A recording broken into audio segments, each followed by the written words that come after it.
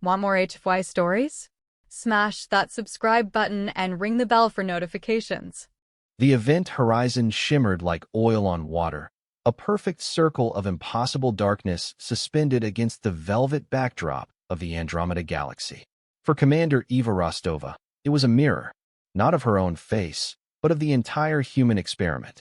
She stood on the observation deck of the Odyssey, a space station the size of a small moon, her knuckles white where she gripped the railing. Below her, the station hummed with the quiet thrum of 1,000 lives. Children laughed in the arboretum, scientists debated in the labs, engineers maintained the delicate balance that kept them all alive. They were humanity's furthest reach, a lonely outpost on the edge of a known universe. The wormhole had been discovered by accident, a gravitational anomaly that defied all known physics. For 50 years, they had studied it, sent probes through, and received data that was baffling. The laws of chemistry and biology on the other side were identical to Earth's. Identical. It was the kind of statistical impossibility that kept physicists up at night. Eva, a woman who had spent her life staring into the abyss of space and finding answers, found only more questions. She had a daughter, Lena, back on Earth, a bright-eyed girl who believed her mother was a pioneer. Eva believed it too, until today. Today, the first contact had come. Not with ships, but with a presence. Something vast had passed through the wormhole, its gravitational wake sending the Odyssey trembling. And then, the comms had picked up a signal. It wasn't a language, not in any human sense. It was a feeling, a wave of pure, unadulterated curiosity, so immense it felt like a physical pressure on her mind. And along with it, a sense of scale. The beings on the other side were so large, their thoughts so slow and ponderous, that they perceived the Odyssey not as a station, but as a toy, a tiny, insignificant plaything.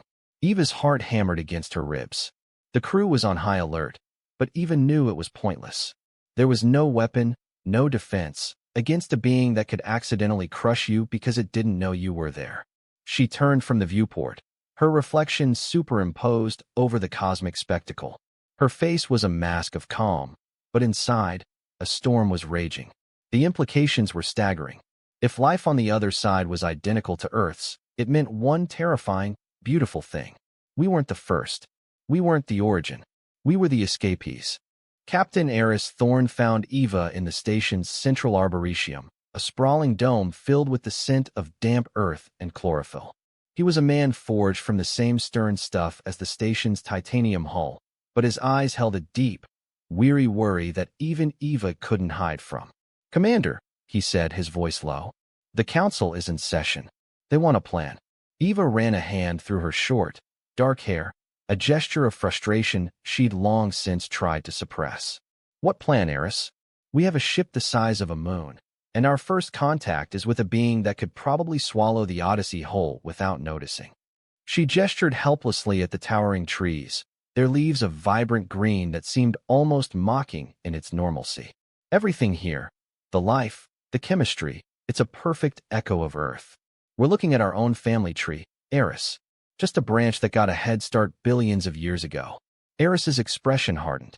"Sentiment won't stop it from stepping on us. We need to be heard. We need to make them understand we're not a toy." "How?" Eva shot back, her voice rising slightly. "Do we send a wave of angry microbes? A swarm of bees? We are ants to them. We have to communicate on a level they can comprehend." She walked to the edge of a koi pond, watching the fish glide through the water. Their thoughts, they're not fast. They're not sharp. They're like tectonic plates shifting. Immense, slow, and fundamentally unaware of the little things.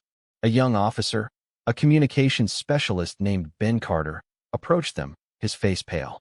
"Commander, we're getting another signal. It's stronger." "It's a question." Eva's blood ran cold. "A question?" "Yes. It's not a word. It's a concept. What is this?" Ben's voice trembled. "They're trying to figure us out.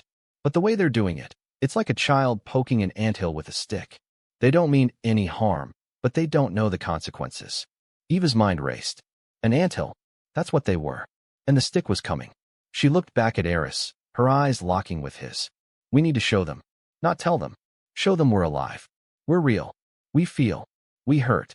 Eris was silent for a long moment, the weight of her words settling between them. And how do we do that, Commander? Eva's gaze drifted to the koi pond again. We give them a reason to be careful. The decision was made, and with it, the Odyssey became a stage. Eva's plan was audacious, desperate, and terrifyingly simple. They would use their own life against them. The station's hydroponics bays, normally a source of food and oxygen, were to be converted. Eva had ordered the release of a genetically engineered microbe, a benign organism designed to fluoresce under specific light. It was harmless to humans, but it was life. A brilliant, living glow that could be seen from a distance.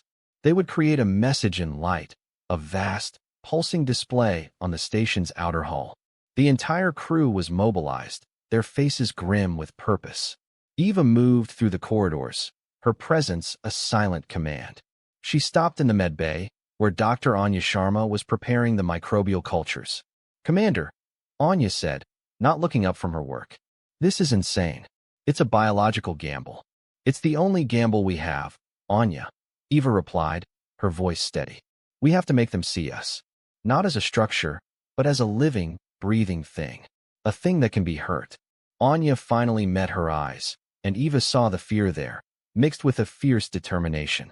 "We're counting on you, Doctor." Eva nodded and continued on, her mind a whirlwind of calculations and probabilities. She found Lena in the station's school, a small, brightly lit room filled with holographic displays. Her daughter was drawing, her brow furrowed in concentration. "Mama," Lena said, looking up, her eyes wide. "Are the big giants coming?" Eva knelt, pulling her close. She couldn't lie to her. "Yes, sweet pea, but we're going to show them we're here. We're going to show them we're friends." Lena hugged her tightly, and Eva closed her eyes, fighting back the tears. This was her family. This was everything. She had to protect them, even if it meant putting them in the path of a being that could crush them without a thought. She pulled back, forcing a smile. "Now, be good for the teachers, okay? Mama has to go to work." Lena nodded, her expression serious. "Okay, Mama." Eva stood and walked away, the image of her daughter's trusting face seared into her memory.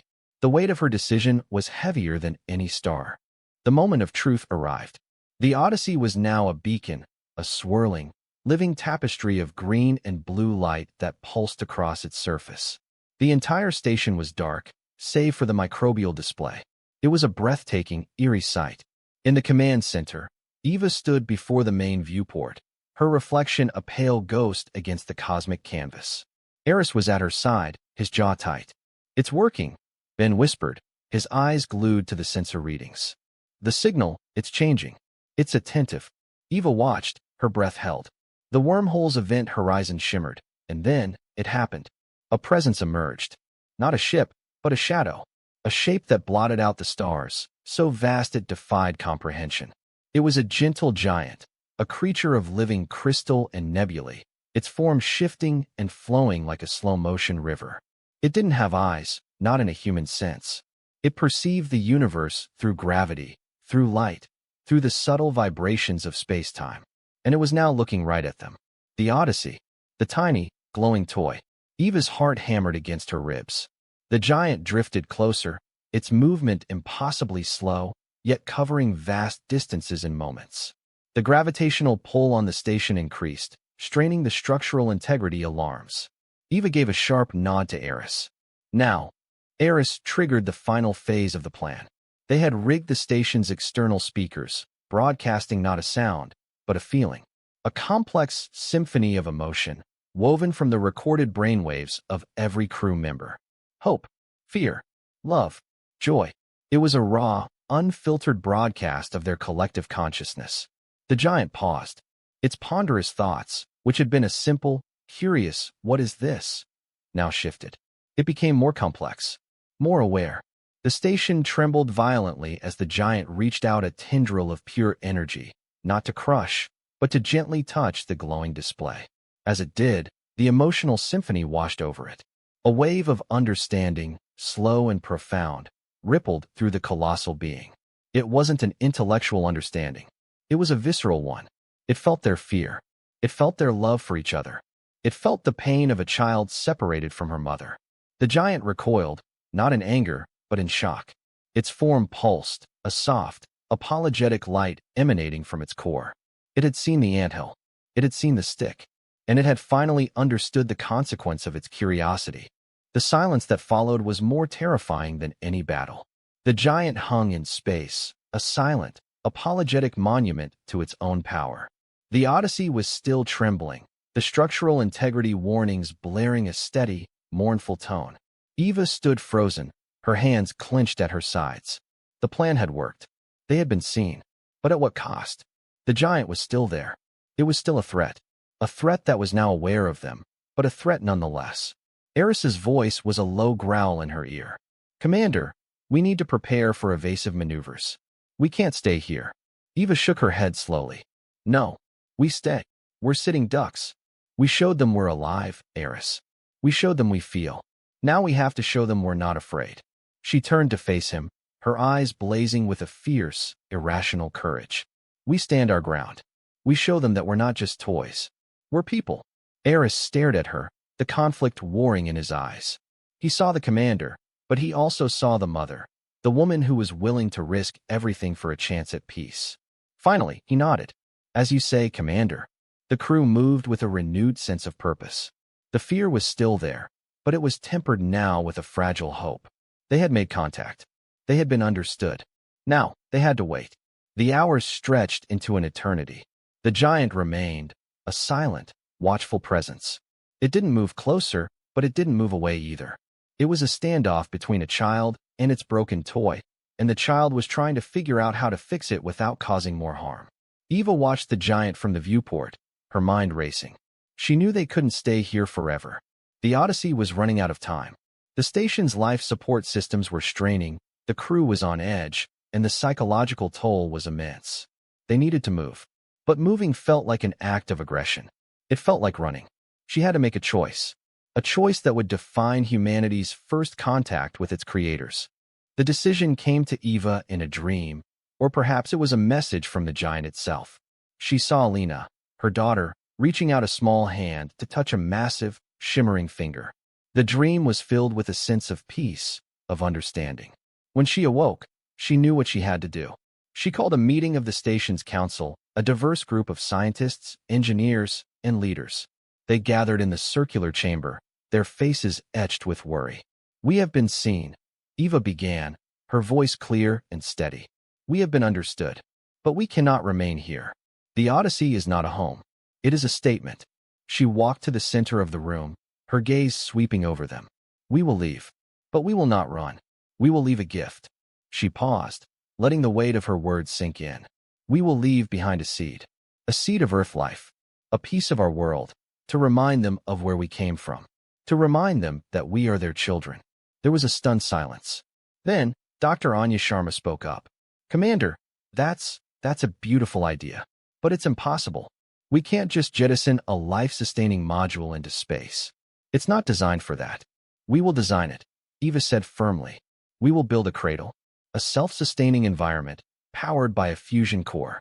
It will carry samples of Earth's flora and fauna. It will carry our history, our art, our music. It will carry a message." She looked at each of them, her eyes burning with conviction. "This is not a retreat. It is an offering. It is the first step in a relationship built on respect, not fear." The council members looked at each other, then back at Eva. Slowly, one by one, they nodded. The plan was set in motion. The entire station became a workshop, a hive of activity. They worked with a feverish intensity, driven by a purpose that transcended their own survival. They were building a bridge between two worlds, a bridge between a creator and its creation. The launch of the cradle was a solemn, beautiful ceremony. The entire crew gathered in the main observation dome, their faces turned toward the airlock where the cradle waited. It was a perfect sphere of polished alloy, glowing with a soft, internal light. Inside, it was a microcosm of Earth.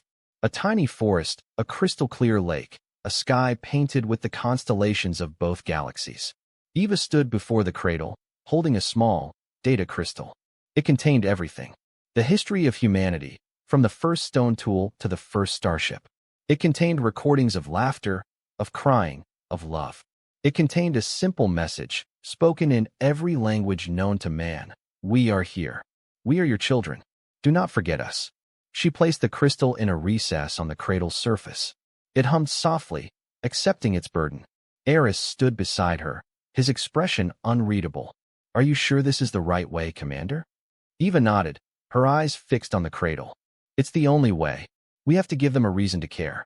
A reason to remember us." She reached out and placed a hand on the cool metal of the cradle. It felt warm to her touch, as if it were alive. "Goodbye," she whispered. The airlock doors hissed open, and robotic arms guided the cradle into the void. It hung there for a moment, a perfect, glowing sphere against the backdrop of the giant and the wormhole. Then, with a gentle push from the Odyssey's thrusters, it began to drift toward the gentle giant. The crew watched in silence as the cradle approached the colossal being. The giant seemed to notice it, its form shifting. It reached out a tendril of energy, not to crush, but to gently guide the cradle. The cradle settled into a crevice in the giant's crystal form, a perfect fit. For a moment, nothing happened. Then, a soft, warm light pulsed from the cradle, and a matching light pulsed from the giant. It was an acknowledgement, an acceptance. The gift had been received.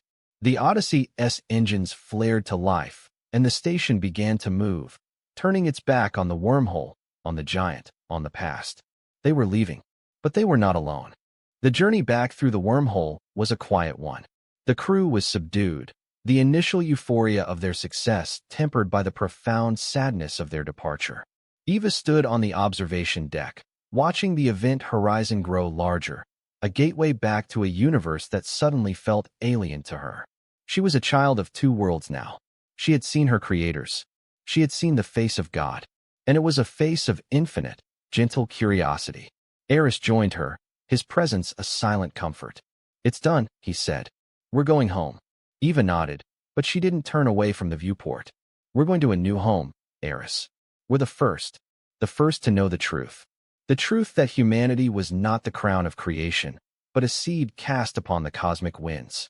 The truth that they were part of a vast, ancient family spread across the universe. It was a humbling, terrifying, and beautiful truth. The Odyssey passed through the event horizon, and the familiar stars of the Milky Way came into view. They were home, but everything had changed. Eva's comm unit chirped, and she answered it. It was Lena's school. "Commander Rostova, we have a live connection for you. It's a special broadcast." Eva's heart skipped a beat. "Patch it through." The screen flickered, and Lena's face appeared, her eyes wide with excitement. "Mama, look!" Behind her, the entire class was gathered, holding up drawings. They were pictures of the giant, of the wormhole, of the glowing cradle. "We learned about the giants today," Lena said, her voice filled with awe. "Are they nice?" Eva looked.